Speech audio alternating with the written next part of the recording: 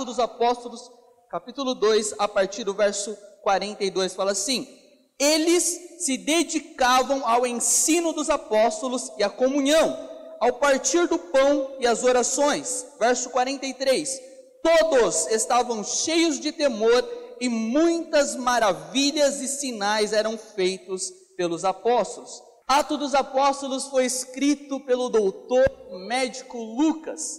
Lucas, ele não andou com Jesus, mas ele teve o privilégio de andar com o apóstolo Paulo. Lucas, ele escreveu Atos dos Apóstolos por volta de 65 depois de Cristo. Lucas também, ele escreve o evangelho que leva o seu nome. Inclusive, é bom nós destacarmos aqui que Lucas, ele não andou com Jesus, mas ele entrevistou, ele examinou, conversou com algumas testemunhas oculares, pessoas que tiveram um relacionamento pessoal com Jesus. Nós vemos isso no evangelho que leva o seu nome, ele destacando algumas coisas que Maria, a mãe de Jesus, tinha feito com Jesus, tinha experimentado ao lado de Jesus, e Lucas, o evangelista, escreve.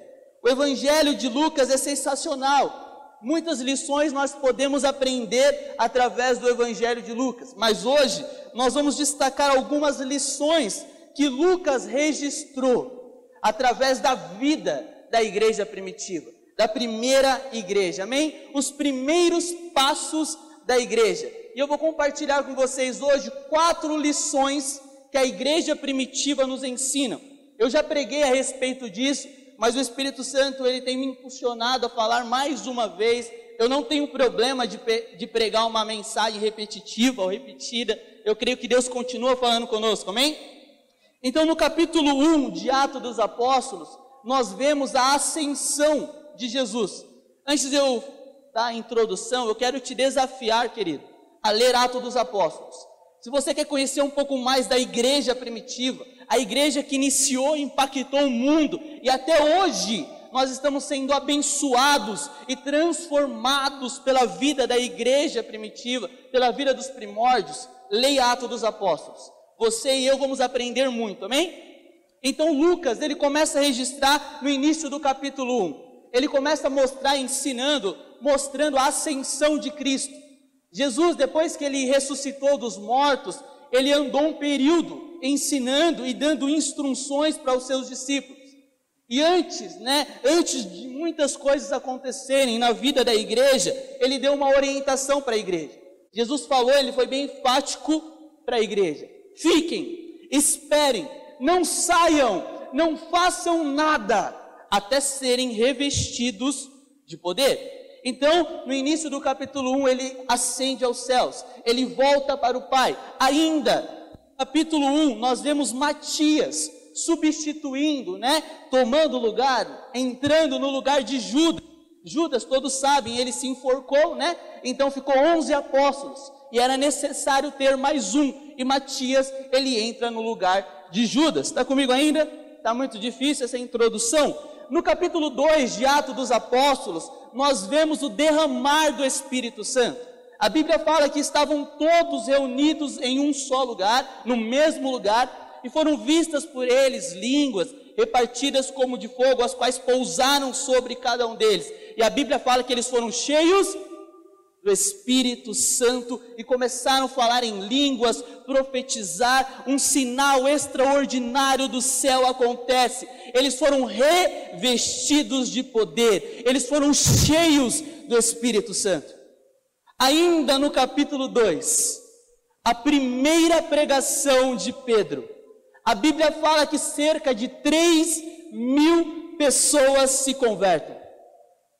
A primeira pregação do apóstolo Pedro, ele levou 3.000 pessoas a conhecerem a Jesus, porque ele foi revestido, está comigo? Do Espírito Santo. Nós precisamos do Espírito Santo, amém? Sem o Espírito Santo, o trabalho que tem sido feito aqui não tem sentido. Sem o Espírito Santo, a gente pode pregar bem, a gente pode cantar bem, a gente pode se pronunciar bem, até receber as pessoas bem. Sem o Espírito Santo é algo superficial. Não vai ter transformação de vida, não vai ter restauração, nós não vamos ver conversões. E eu creio, querido, que Deus, Ele quer salvar pessoas neste lugar. Eu creio que pessoas vão chegar ao conhecimento da verdade neste lugar. Eu creio que neste lugar, nas nossas vidas, há o poder do Espírito Santo e muitos vão se converter. Não é alguns, é muitos. Está acordado ainda? Eu creio que Deus vai fazer grandes coisas aqui neste lugar. Eu creio que vidas serão impactadas, as pessoas lá fora serão impactadas pelo poder do Espírito Santo nas nossas vidas. E na primeira pregação, cerca de 3.000 pessoas se convertem. E eu amo isso, querido, eu me alegro com isso. A Bíblia fala que a festa no céu, quando um pecador se arrepende, Deus se alegra, Ele fica feliz, querido. E sabe, o motivo pelo qual nós estamos aqui é trabalharmos, é nos dedicarmos para levarmos o máximo de pessoas possível conosco para a eternidade com Jesus. O máximo, querido. Nós precisamos nos dedicar, nós precisamos nos tolerar, nós precisamos amar um ao outro, nós precisamos, para nós levarmos o máximo de pessoas possível. E 4 lições que nós podemos aprender com a igreja primitiva. Eu sou apaixonado pelo livro de Atos dos Apóstolos, eu gosto de ler, na verdade eu gosto de falar que é o livro de Atos do Espírito Santo, porque o mover do Espírito Santo é fantástico, sinais e maravilhas acontecem na vida daquelas pessoas, pessoas eram curadas, pessoas ressuscitavam, o mover de Deus acontecia. E a primeira lição que nós podemos aprender com essa igreja é porque eles participavam da doutrina dos apóstolos. Abra sua Bíblia comigo em Mateus capítulo 28, nós vamos ler o verso 20. Ensinando-os a obedecer a tudo o que eu lhes ordenei, e eu estarei sempre com vocês até o fim dos tempos. Aqui é uma ordem de Jesus para os seus discípulos, para os seus apóstolos. Ei, vão pelo mundo todo, preguem o evangelho, ensinem as pessoas a obedecerem tudo o que eu ensinei para vocês. A doutrina dos apóstolos é o quê? Os ensinos de Jesus.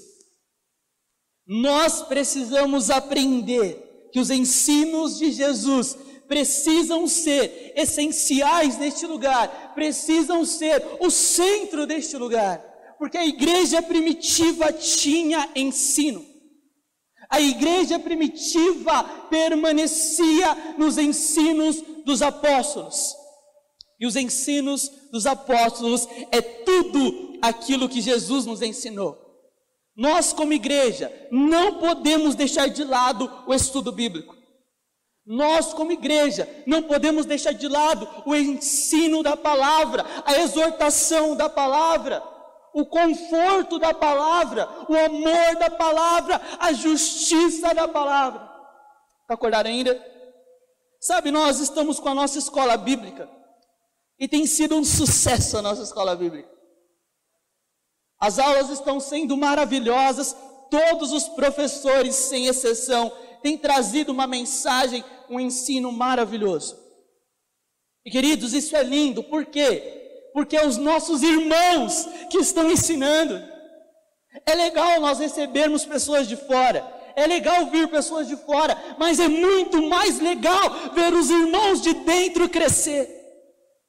É muito mais empolgante ver os nossos irmãos que estavam na igreja, talvez parados, desenvolvendo e mostrando o talento que Deus deu para cada um deles. Isso é fantástico. E nós temos visto no nosso meio a Bíblia sendo ensinada, Deus usando cada um de nós com o nosso jeito. Nós somos singulares. Deus vai te usar do seu jeitinho. Você está acordado ainda? Você não precisa imitar ninguém, seja você e veja o que Deus pode fazer através de você. Então a doutrina dos apóstolos, ela precisa ser essencial aqui neste lugar. Se um dia, querido, nós deixarmos de ensinar a Bíblia, querido, eu falo, às vezes eu sou explosivo para falar, querido, e eu sou assim o tempo todo, sou acelerado para falar, não é porque eu estou aqui não, querido, quem está perto de mim sabe. que eu sou assim em todo lugar, se eu vou conversar com alguém, eu sou explosivo, eu sou agitado, eu não consigo parar. Mas queridos, se um dia nós pararmos de ensinar os ensinos dos apóstolos, os ensinos de Jesus, não fica aqui. Eu estou falando isso com o meu jeito explosivo, mas é com amor para você. Porque a gente se preocupa com a sua vida. Está comigo? A gente é duro não é porque a gente não ama, é porque, querido, se você for para o inferno, eu vou ficar triste. A Bíblia fala que Deus não se alegra na morte do ímpio. E às vezes a gente está explosivo, a gente está agitado, é porque a gente quer levar o máximo de pessoas possível conosco. É porque a gente quer ver transformação na vida das pessoas, queridos. A gente não aguenta mais as pessoas vivendo do mesmo jeito. Você está acordado ainda? E sabe, querido, eu tenho uma indignação dentro de mim. Eu estava morto, eu estava sujo, e Deus usou pessoas para me salvar, para me alcançar. Cara, eu vou entregar minha vida. Se tiver que ser duro com você, eu vou ser. Se tiver que puxar sua orelha, eu vou puxar. Se tiver que subir aqui e te dar um chacoalhão, eu vou te dar. Mas é por amor à sua vida. Porque a gente não pode negociar os ensinos dos apóstolos. Está comigo? E nós precisamos pregar aqui. Se um dia eu não estiver mais aqui, querido, analise a vida do pregador. Analise para ver se ele está ensinando a Bíblia. A Bíblia conta a história dos homens chamados bereanos. Na verdade, Paulo e Silas, eles chegam em uma cidade, na cidade de Bereia. E eles começam a ensinar a Bíblia. A Bíblia fala que os bereanos, eles receberam com alegria, de bom grado, mas eles analisavam para ver se realmente aquilo que aqueles homens estavam ensinando era a Bíblia. O apóstolo Paulo fala, querido, ainda que venha um anjo do céu e pregue um outro evangelho que seja anátema. Eu vou ser duro, anátema significa maldito, é o que a Bíblia fala. Então analise, que nesse lugar seja pregado a Bíblia. E se algum dia não for ensinado mais, não fique aqui, procure um lugar bíblico. Se um dia a gente não cantar a Bíblia aqui, porque a gente canta a Bíblia também. Teve uma ocasião que eu estava conversando com alguns irmãos do louvor, e tem uma música que ela é muito bonita mesmo, só que ela tem uma falha teológica. Eu não vou falar quem é o cantor, e não vou falar qual é a música, de quem é a música, enfim. Ela tem uma falhinha teológica. E eu conversando com os irmãos, eu falei, queridos, não dá para a gente cantar essa música aqui, porque tem um erro. E eu não estou falando isso porque é ser duro. É porque, querido, a gente tem amor pelo que está escrito. Amém, querido? Não adianta a gente vir cantar algo que não está na Bíblia. Porque nós vamos perseverar na doutrina dos apóstolos. A igreja primitiva era uma igreja ativa, porque eles tinham ensino da palavra de Deus. Nós não podemos ficar só no ensino. Presta atenção, nós precisamos ter comunhão. Abra sua Bíblia comigo, Evangelho registrado por João, capítulo 13, verso 34. Um novo mandamento lhes dou, amem-se uns aos outros, como eu os amei. Dá para entender o que está escrito aqui, querido? Dá para entender? Olha aqui, como diz os pentecostais, olha quão forte é isso, querido. Olha quão forte é isso. Um novo mandamento lhes dou, amem-se uns aos outros como eu, olha o texto, como eu os amei. João 3,16 fala que Deus tanto amou o mundo que entregou a sua vida em resgate de muitos. O texto está falando para a gente, ame as pessoas, e se for necessário entregar a sua vida em resgate deles, entregue a sua vida em resgate deles. O texto é claro, é um grande desafio, nós precisamos permanecer na comunhão, e sabe, eu quero elogiar a igreja, nós estamos vivendo um tempo incrível de comunhão, os irmãos estão unidos, eu já escutei pessoas falando, queridos, nós nunca vivemos isso antes, o relacionamento está diferente, tem algo acontecendo, e deixa eu te falar algo importante, a comunhão gera algumas coisas. A comunhão, ela gera capacitação, unção. E geralmente a gente acha, é muito comum nós acharmos que que como, na verdade, unção é barulho, e unção não é barulho. Unção significa capacitação. Quando a Bíblia fala de unção, a Bíblia está falando que Deus está capacitando alguém para fazer alguma coisa. Está comigo ou não? Então entendam, quando Jesus fala para nós que nós precisamos ter comunhão, lá no Salmo 133, a Bíblia fala, querido, que nós crescemos no meio da comunhão. A Bíblia fala que os irmãos crescem, os irmãos desenvolvem. Então, querido, eu estou vendo aqui nesse lugar os irmãos crescendo. Eu estou vendo, você está vendo a comunhão neste lugar. E nós precisamos manter a comunhão. Porque da mesma forma que existe as consequências da comunhão, existe também, querido, os levantes, as coisas, as artimanhas que vêm contra a união. Querido, Satanás quer destruir a igreja. A Bíblia fala que quando nós, queridos, sermos um, presta atenção nessa estratégia de evangelismo. Quando nós sermos um, o mundo crerá que Jesus Cristo foi enviado pelo Pai. Se a gente for unido, se a gente se amar, se a gente se tolerar, as pessoas de fora vão ver.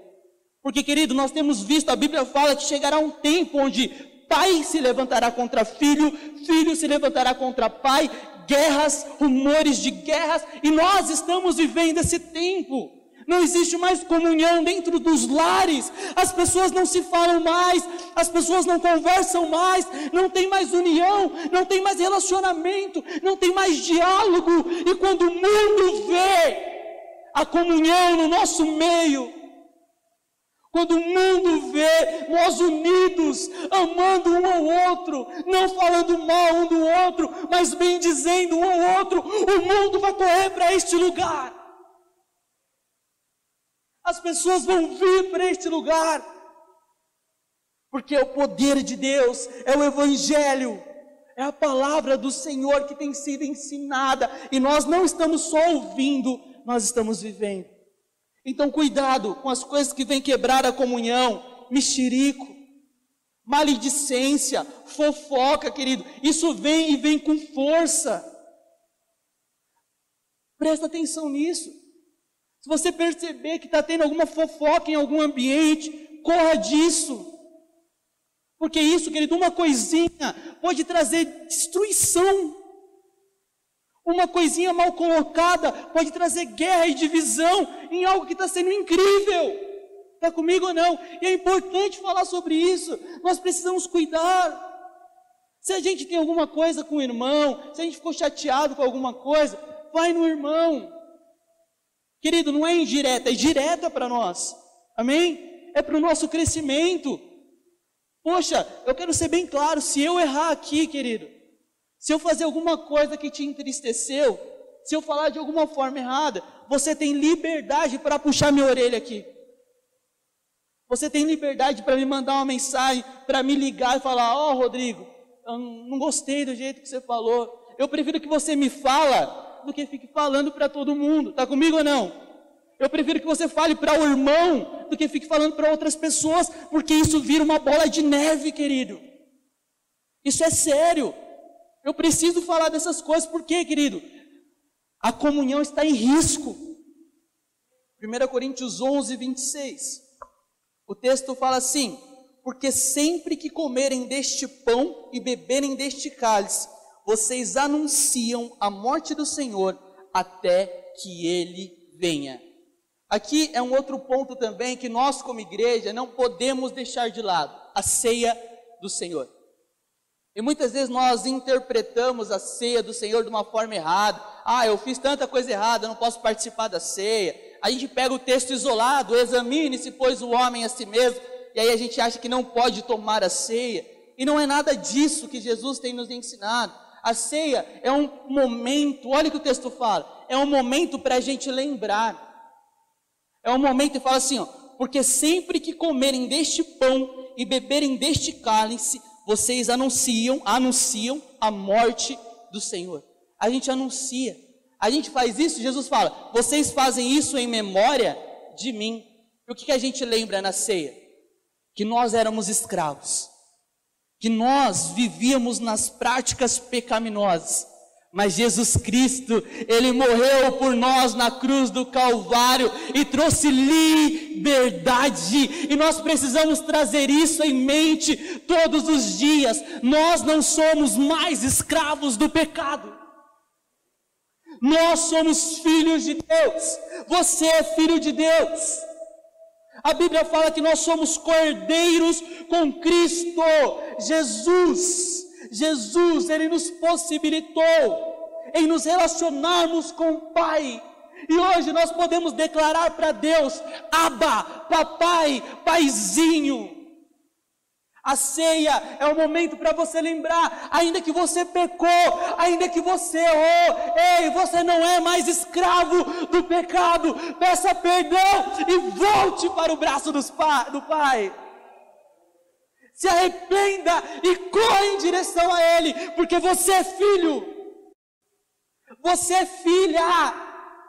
Ainda que você errou com os porcos, ainda que você gastou todos os seus bens, Ele vai estar de braços abertos, te esperando, e vai dar uma festa, um banquete. Esse é o nosso Pai. A ceia, nós lembramos que somos filhos, nós não somos mais escravos. Nós lembramos da cruz, nós lembramos o que Ele fez por nós, o preço que foi pago, e é por isso que nós participamos da ceia, é por isso que nós celebramos a ceia. E ainda fala assim, ó: façam isso até que Ele venha.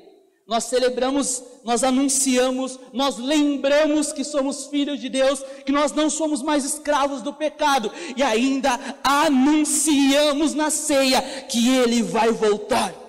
Então, querido, nós precisamos ter Bíblia, nós precisamos ter comunhão no nosso meio, e nós precisamos ter o partir do pão, lembrarmos e anunciarmos a vinda do Senhor sempre. A igreja primitiva ceiava todos os dias, sempre que eles tinham uma oportunidade, eles ceiavam, eles lembravam, querido, o que Jesus fez por eles. E até um exercício: se você pecou, se você veio aqui e talvez esteja sendo acusada, eu pequei, eu errei, faça esse exercício. Você é filha de Deus, eu não sou mais escravo disso, isso não me domina mais. Ele morreu por mim, a cruz, e Ele vai voltar, amém? E o quarto ponto, presta atenção, que nós precisamos ter, e nós não podemos largar. Nós temos visto sinais aqui neste lugar, nós estamos ouvindo respostas de oração, e o quarto ponto que uma igreja precisa ter: oração. Olha o que o texto fala em Marcos capítulo 11, verso 24.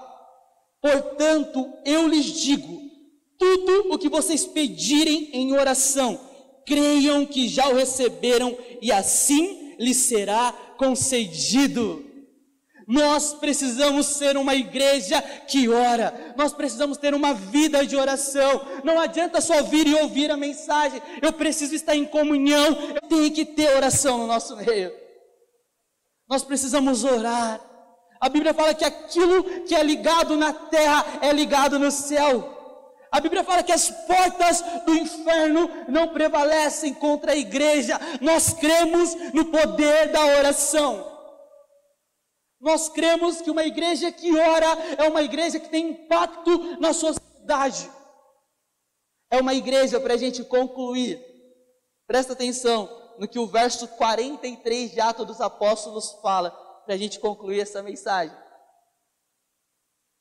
A Bíblia fala assim: todos estavam cheios de temor, e muitas, olha o que o texto fala, e muitas maravilhas e sinais eram feitos pelos apóstolos, porque era uma igreja que tinha essas 4 características: sinais, maravilhas, temor. Nós cremos em sinais e maravilhas, nós cremos em conversão, nós cremos em pessoas abandonando o pecado, nós cremos em cura, nós cremos em restauração familiar, nós cremos e vamos ver neste lugar sinais. nós vamos ver maravilhas. Sabe, nós temos visto pessoas nesse lugar confessando pecado. Isso é lindo, porque é uma das áreas mais difíceis de fazer, é confessar pecado. E a gente tem pessoas aqui que chegou, eu pequei, eu errei, confessou para uma pessoa íntima, eu errei e pequei, eu fiz isso contra você. Sinais e maravilhas. Eu creio nisso, amém, querido? Porque o Evangelho gera isso. E nós vamos ver, nós vamos batizar pessoas, nós vamos pregar o Evangelho, nós vamos ver a transformação.